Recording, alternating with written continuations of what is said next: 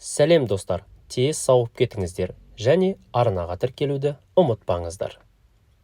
Сіз білмеген қызықты фактілер. Бауыр адам денесіндегі ең үлкен ішкі мүше.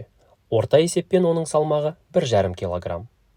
Бауыр регенерация қабілеті ең жоғарғы мүше. Егер оның 70%-ын кесіп тастаса да, ол қайта қалпына келеді. Бұл табиғаттың нағыз кереметі.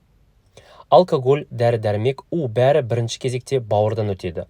Ол біздің денеміздегі басты сүзгі. Бауыр ұйықтап жатқанда да жұмыс жасайды. Ол ағзаға энергия, витаминдер және қажетті ақуыздар береді. Өт майлары қорыту үшін қажет сұйықтық. Бауыр оны үнемі жасап, өт қабына жібереді. Бауыр қантты глюкозаны сақтап қояды. Ашыққанда сол қордан энергия береді. Бауырдың 1 минутта 1,5 литрге дейін қант сүзеді, яғни күніне 100 литр қант өтеді. А, Д2 және В12 витаминдері бауырда жиналып тұрады. Бұл иммунитет үшін өте маңызды.